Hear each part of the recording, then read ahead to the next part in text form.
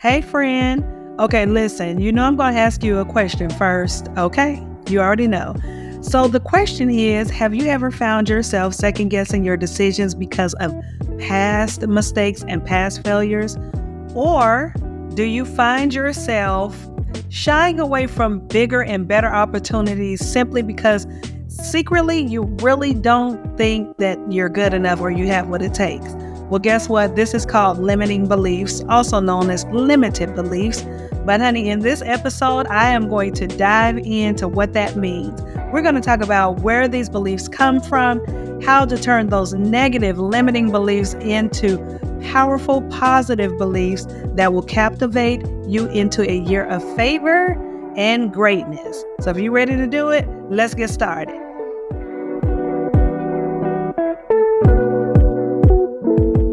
Okay, before we get started, first of all, I want to say thank you so much for listening and supporting this podcast. And if you're watching me on YouTube, for supporting this channel as well. I am so glad you are here.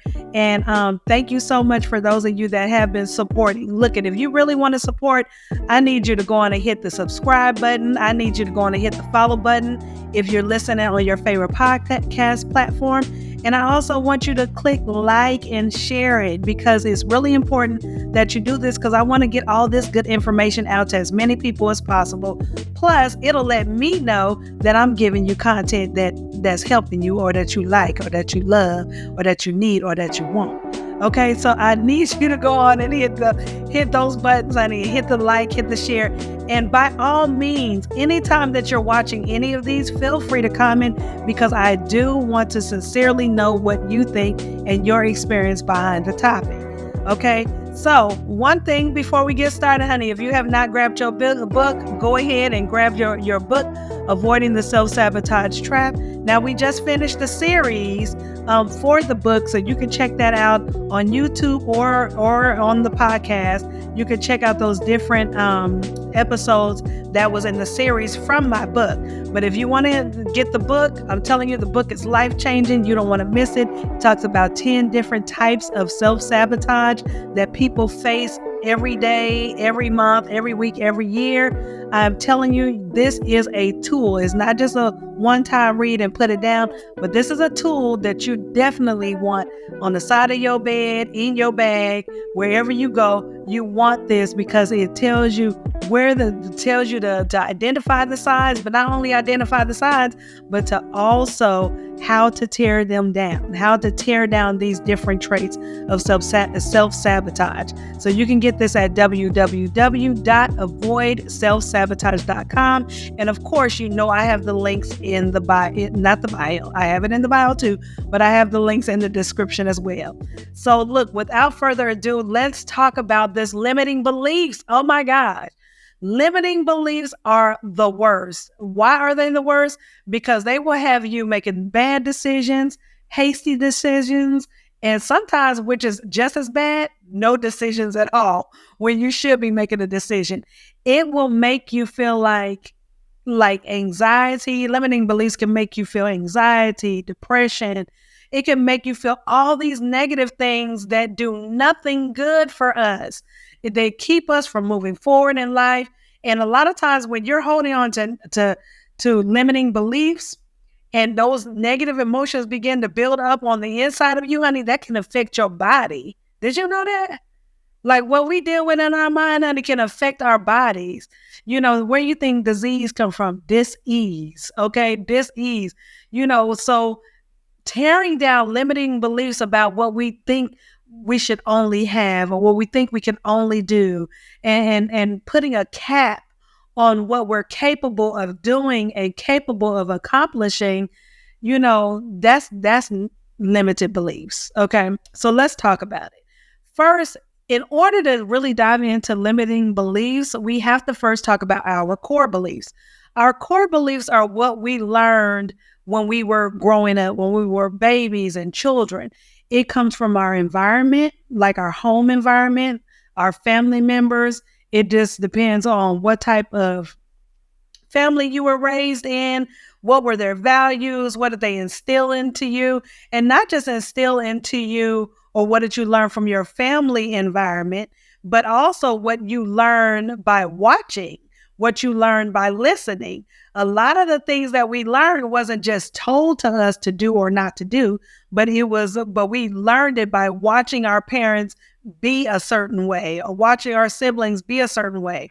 And then those core beliefs also are built up not only from our home environment, but from our external environment, which is like our neighborhoods, the different type of neighborhood that you grew up in, the school system, that you grew up in, and watching your peers and the teachers and how teachers treated children and all these different things. Like I could just literally dive into that, like even deeper, but we would be here all day.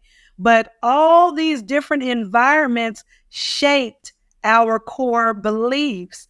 Now, whether they were right or whether they were wrong, everybody has core beliefs. Everybody has a way that they think is right or wrong. Okay? Everybody does. And that's where these core beliefs come from. And sometimes if we've been in an environment that was very negative, or we picked up negative things from our environment, whether it was at home or outside of the home, then our core beliefs are not that good. And then you might be seeing some of those traits or manifestations in your life, in your decision making, in your in the cycles that are going on in your life that keep going and going and going. And you wonder why that's happening.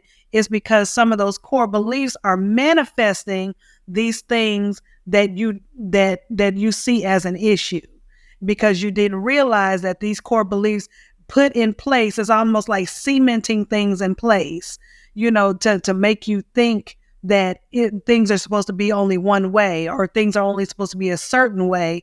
And then you're not veering from that. You're not growing from that, especially if it's a negative, a limiting belief, like a negative belief. Then if you're not veering from that, you're going to see those cycles in your life on, and you might be seeing those now. So that's what core beliefs are. Okay. And I know I kind of went into it a little bit more, but that's what core beliefs are. So how do these core beliefs impact us? This is so important. Now, I kind of just touched on it a little bit just now, right? How they can impact us. One of the ways that they can impact us is it shapes our perception. Woo! It shapes our perception. You can tell 3 people in a room the same thing about a situation, and they could all perceive it completely different. Now, does it mean that one is wrong? It's up to the perception of the person. That one is wrong and the other 2 are right, or 2 are right and the other one is wrong. It's up to those people, to their perception. Because if they have a certain core belief that backs up whatever is being told to them, or either it goes against what is being told to them, it's going to shape their perception about a thing. I hope that makes sense. Yeah, it's going to shape their perception about a thing. And like I said, it could be wrong or right. It's just their perception. So to them, it could be wrong to one person, but right to another person. Okay, so those core beliefs shape our perception, how we view life, how we view relationships, how we view religion, how we view education, even down to how we view, what type of cheese we're going to put in the mac and cheese, honey. All these things come from our core beliefs. Okay, that perception, it comes from our core beliefs. Another way that it impacts us, those limiting beliefs impacts us, is by it comes out in the way you do things. It comes out in the way that you do things. So even though, and I'll give you a good little short story, okay? A good little short story. And when I say do things, this one's gonna be about shopping. When me and my husband first got married, honey, we went to I don't even remember what store it was, but we went to the store. We went grocery shopping, right? It was our first time going grocery shopping as a married couple. And we was in that grocery store for 4 hours arguing over, my mama don't buy cheap meat. Well, who said it's cheap? Well, look at it. It's going to create a lot of grease. Well, my mama buys this meat and we ain't never had a problem. Well, I'm not eating that meat. Well, then you get your meat, I get my meat. So we argue about all these different things because of what we grew up believing. And so those core beliefs, the way that we were raised, the way that our parents did things, our household did things, We thought it to be true. Was it true one way or the other? I mean, he thought his was right and I thought it was wrong. I thought mine was right and he thought it was wrong. So we did things according to how we were raised until we had to figure out how to, pivot and change that, but we'll get into that later. But we did things according to how we were raised. Okay. It doesn't necessarily mean that one way is right or wrong in some scenarios, but the way that we do things, we do it by how we were raised, what we saw, what we were taught, what was embedded into our subconscious. And now we do it consciously. And some of the things we do subconsciously. Okay. Another way that limiting beliefs impacts us is by it molds our ongoing beliefs. It molds our beliefs. So this is where those limiting beliefs come from. So if you were told that you cannot do something or that you cannot do something well, then guess what? That a belief system is molded behind that. Okay, a belief system is molded behind that. What it's doing is telling you that because your subconscious is holding on to how you felt when that person or whoever said, you can't do that. Who told you you can do that? Girl, you are not good at that. You can't, and so your subconscious held on to that. So then you go through life believing that you're not good enough to do a thing or believing that you're not good enough to pursue a thing. So it molds our beliefs. That's how it impacts us negatively. It molds our beliefs. And of course, on the positive side, it's going to be the reverse. Like if you got praise all your life and nurture it, you feel like the sky is not the limit. Honey, I can do whatever I want. I don't care who say what, because I know that I am capable of that because that's the environment you were raised in. That you could do anything, and you have people to motivate you and support you.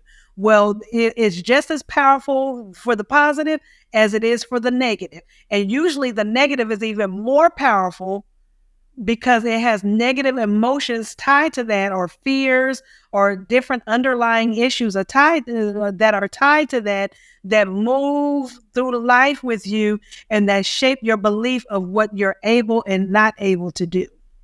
Okay, so now let's talk about some of the ways to overcome limited beliefs. Okay, so 3 ways, people. 3 ways. I'm just going to keep it real simple. 3 ways. Well, I think it's simple, but it might not be free, or it might be. But 3 ways to overcome limited beliefs. Number 1. Now, this one you might have to dive deep. I'm not going to lie. You might have to dig deep on this one. But this one is think about the bad cycles you keep facing. So if you see that there's something that keeps coming up in your life, you keep dating the wrong type of people, you keep attracting the wrong type of friends, you keep making bad decisions over and over, and you're like, what is the deal? I mean, I have prayed, I have done this, I have done that, and why do I keep going? Why does this keep happening to me? Think about those bad cycles that you keep facing. And then I want you to think about a moment in time, if you can, and then ask the Lord to bring this to your memory. If you pray, honey, which I suggest everybody need to pray, but if you pray, child, ask God to reveal to me, Lord, where is this coming from? What in my childhood was embedded into me that shaped a core belief where I am subconsciously manifesting these things in my adult life? Okay, so think about that. Once you identify that bad cycle that you keep facing through life, then you need to think about, where did that come from? Where did that come from? I love this. My husband told me this one time in a very challenging time in my life. It was years ago. But he said, who told you was, I don't even remember what it was at the time, but I remember when he said, who told you that you were that? Like what you're believing negatively about yourself, who told you that? And I was like, oh, I don't know who told me that. Like, I don't know where this insecurity or this fear even came from. I don't know who told me that. And I really had to pray and really seek God on what am I, why do I feel this way? Okay, why do I feel this way? I mean, who told me I couldn't do this? Or who told me I look like this? Or who told me I'm like this? or I can't be like this, and it really was powerful because if you think about it, when Adam and Eve was in the garden, they took of the forbidden fruit, and when they took of the forbidden fruit, and then they became aware of their nakedness, then they covered themselves up, and then it was hiding. And then God was like, hello, where y'all at? And they was like, here, Lord. At first, I don't think they answered at first, but they were like, here, Lord. And he was like, what are you doing? Well, we here because we were naked. Now y'all been naked all this time, and now you aware that you're naked? Who told you was that? Even he had to ask them so who told you, or who embedded this idea through their actions, letting you believe subconsciously something negative, so negative about yourself. You're thinking this so negatively about yourself subconsciously. Now, subconscious means that you're not aware of it, but you're thinking so negative about yourself subconsciously that your life is manifesting and vibrating on this negative plane where you keep attracting these negative things to you because that's the energy, that's the subconscious belief that you're vibrating. Ooh, I think that's good. Tell me if this is good. Now make sure y'all leave comments, okay? Okay, the second way to overcome limiting beliefs is start looking at your strengths and good qualities instead of your weaknesses. That's so important because I think sometimes as human beings, we focus on the lack of things. People can have a great life, a great family, and if they don't have enough money, they're focused on not having enough money. Or it can be the reverse. People have all this money, but they don't have a husband or a wife. They don't have kids, but they're focused on what they don't have instead of what they do have. So I challenge you today. The second way to overcome this is by start looking at your strengths and your good qualities.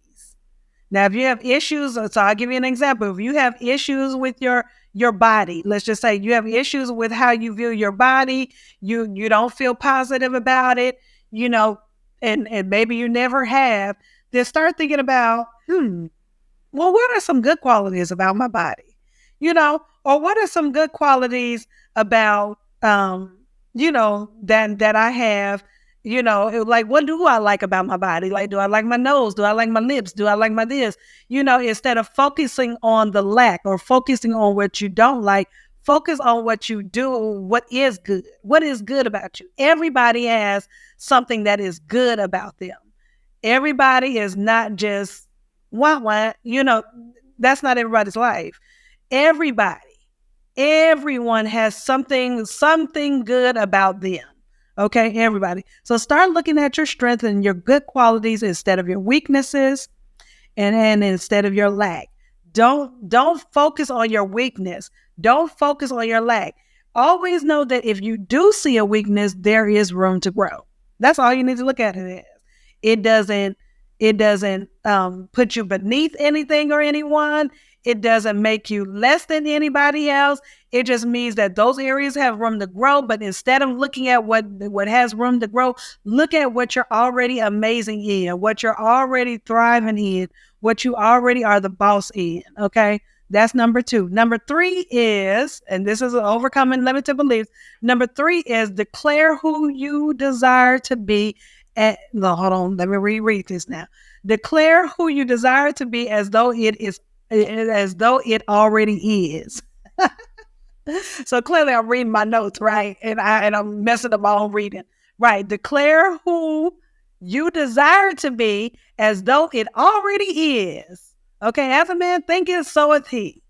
Okay. Also, speak those things not as though they were. Okay. That's all scripture, people. All scripture. Okay. Which is active and alive. So what this does, this is called reverse thinking. Okay. Reverse thinking. So instead of looking at your lack, if financial matters are your lack, then you speak to yourself, thank God. I affirm and I decree and I declare that I am a lender and not a borrower. I am wealthy like Abraham. Speak those things, honey. You got to speak those things as though they already are. Don't say, Lord, please bless me to be a lender. Lord, please bless me to. No, speak it. Whatever you want to change in your life, whatever you want to be better, speak it. And I'm telling you, honey, I have to do this myself all the time. Speak those things not as though they were. And I'm telling you, when you do these three things, and in order, I would say do it in order, because if you don't figure out where those bad cycles, where they're stemming from, or where the root of that is, from something that you've picked up along the way through, like I said, it could be your childhood, could be your teenage years, whenever. If you don't handle that part first, then it'll be hard to do number 2 and number 3. Okay.